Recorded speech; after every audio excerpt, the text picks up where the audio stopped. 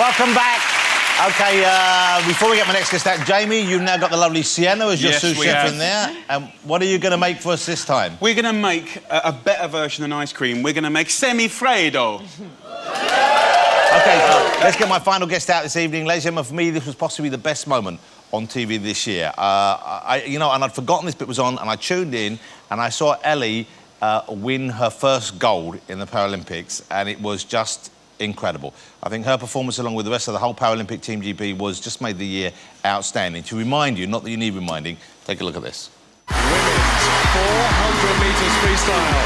Come on, Ellie Simmonds. This is where she starts to move. Is she going to the lead for the first time? Yes, she is. This is Ellie Simmonds taking her on. That wonderful metronomic stroke that she's got. A great, great goal for Ellie Simmonds.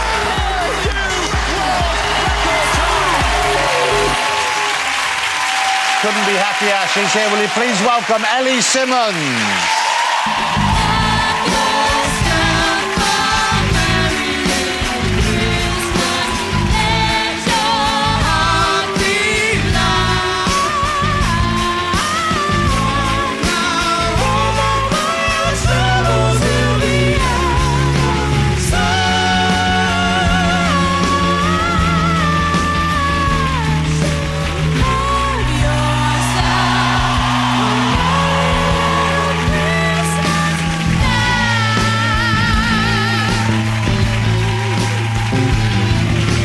Gorgeous. Okay. I'm not used to the heels because being a swimmer, you're normally like bare feet all the time. Is that because the leg muscles, you've got to be careful with what you do with them?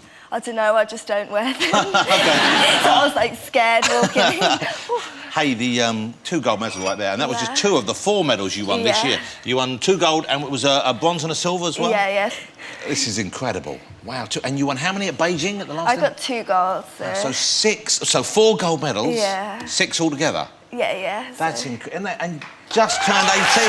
What a remarkable achievement. Wow. Congratulations. Thank you. Going into, I guess going into these Olympics, after your success at Beijing and now it being on your home turf, did you feel more pressure? Was it kind of tense for you? Oh, yeah, I felt so much pressure. Like, going into Beijing, I was unknown. Like, I was just a 13-year-old girl just going out there to have fun. So going in, quite more experienced, being 17 and stuff. So. And the expectations being much higher, of course. High expectations. So presumably, once you heard it was going to be in the UK, after Beijing, presumably the training had to start pretty much in earnest straight away. Well, when I heard about it being in London, it was 2005, I was upset. I didn't want it to be in London because like, I was young then and I wanted to travel abroad, so I was thinking, I don't get a holiday. But then, like, since Beijing, I've been really excited about it because, like, the home crowd and stuff, and London, when we were walking out from the call room and, the crowd just gave us that roar, and it just gave us that big buzz, so, yeah. And do you think, people have spoken about whether or not it has a positive effect, obviously it's not going to have a negative one, but has it had a kind of lasting effect, do you think, on the way people look at people who are differently abled? Yeah, definitely, I think it has. Like, I think since coming back, I think the things that I've got to do and getting disabled people into sport, and hopefully not just me, the whole Paralympic team, the Paralympics GB, and seeing the greats like David Weir and stuff getting all those medals. So I think it has hopefully inspired, like, the next generation of Paralympians. You have, I guess, when you guys are together in the Olympic Village, then, do you tease each other? What's it like? What's the atmosphere like? Yeah, it's great. Like, beforehand, you're quite nervous, but, like, yeah, it is really, really good, and we have so much fun. And, like, for us swimmers, we're so together all the time. And, yeah, like, we have quiz nights, we have dance-off competitions and such. Like, you can see us all, like, one-arm people swinging their arms about, like, playing with luggage cases, like, dancing around that. It's quite funny. A lot of people, I guess, they kind of like, they are sort of tiptoe around someone who has, there's someone who's got a limb missing, someone who is a shorter person, someone who's in a wheelchair. There's a kind of a concern that you're going to say or do the wrong thing. But when you guys are together, do you share that? Are you respectful of each other, or no, do you? We take the mick out of each other all the time. Like, we all call each other Crips and everything. Like, yeah, like, you don't care. We're just normal people. You just take the mick out of everything.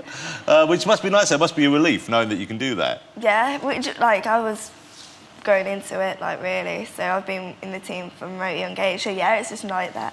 I mean, has your life changed dramatically since these Olympics, or was it already changed a lot after Beijing? It changed a bit after Beijing, but since London, it's gone to the next level, to be honest. And, yeah, the support that the public have been given and getting recognised and stuff, it's been really good. And, yeah, it's hard some days, but I think like, the opportunities that I'm getting, like, went to meet the Queen, so... but also I had, that night was James Bond's premiere, so that was a great thing. And so I had to, like, get changed in the Queen's bathroom. We had to wear our official kit. Yeah, there we got a photograph here. So you're in your official... That's the kind of outfit you wear at the ceremonies itself. What did the Queen say to you? Did she... I can't remember, like... You're thinking about the Bond premiere later on. I've got to really get rid of this lady and get out there. Yeah. Lovely to meet you. I'm really sorry. I got Like, everyone, like, I've met her when I had my MBA and stuff and things like that, and people always say, oh, what has she said? But I can never remember. Like, I know, she's like, I think of her as like an old person. Do you know, like a granny? Yes, I do. Yeah. She is an old... Yeah. For an 18-year-old, she's a much older person. Yeah, so... Not taking... Like, the Queen is amazing. The Queen, I know she's amazing, but you're saying she's a lot older than you. Yeah. Why would you remember what an old person says? not like, yeah, so... I know, you're not being rude at all, no. And so the Bond... So you got changed in the Queen's toilet? Yeah, so... And, like, I had to get changed into a dress and stuff, so it was like... And the toilets were really hot. Like, do you know, like, sweating? Like, she literally looked like an Amazon... Well, she's old, she keeps it warm, you know, it's like old people don't like a cold house. So it's like literally like an Amazon rainforest in there. It was so hot, and, like, it's hard putting, like, a dress on when you're, like, sweating. Tell me about it, tell me about it.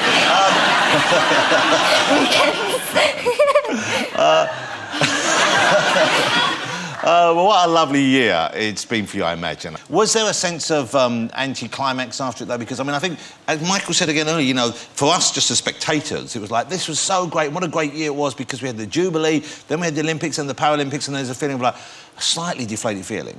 Did you experience that as well? Yeah, I did, to be honest. I think everyone, after Beijing, everyone was talking about was London.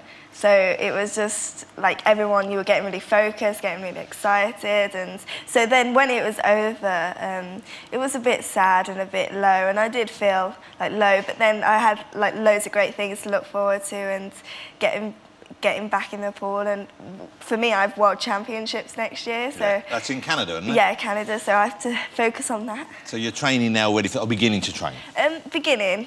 Since London, I'm taking a bit of a backseat. I'm training and just enjoying the things, but I'm looking forward to getting back in the pool. Like, it's from going from, like, 9 times a week to, like, only, like, 4. It's quite dramatic. Yeah, like, huge. That must be like a load of spare time. Yeah. Well, it's hard doing, like, well, having spare time with all this media, but it's great things and stuff. Oh, well, I do apologise.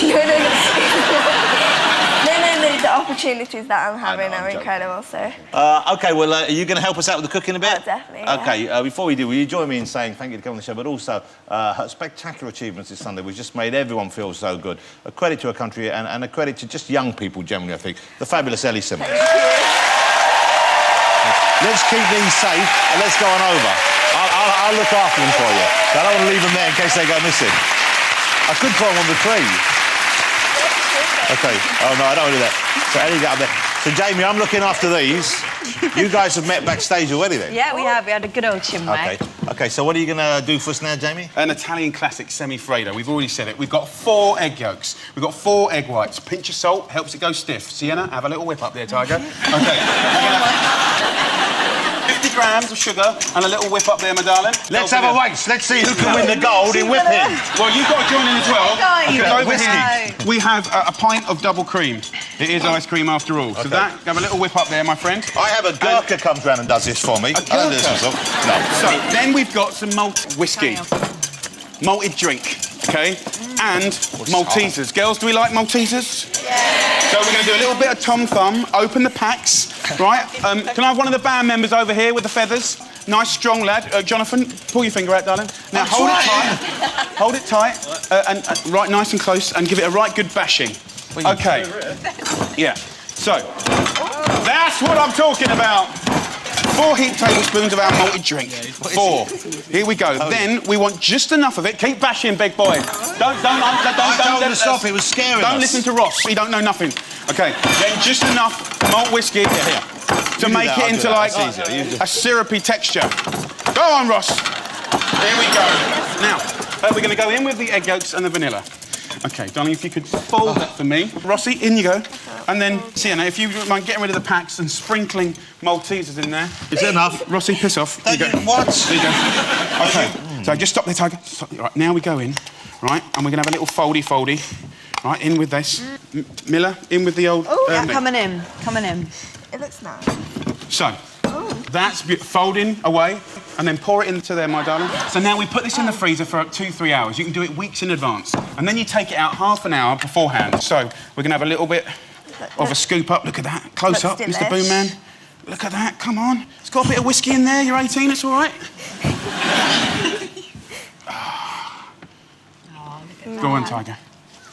A bit more water. Good. I know that Jonathan's going to love this, because I know what his taste buds are like. I don't normally eat sweets, but I'll give it a go. No. Ladies first. How sexist! OK, we're going to take a break while we enjoy our semifredo. Yes. When we come back, Jamie will be doing cocktails. We'll have Michael McIntyre back, and we'll finally have a proper whole song from the fabulous Charlotte Church. Don't go away. Semifredo.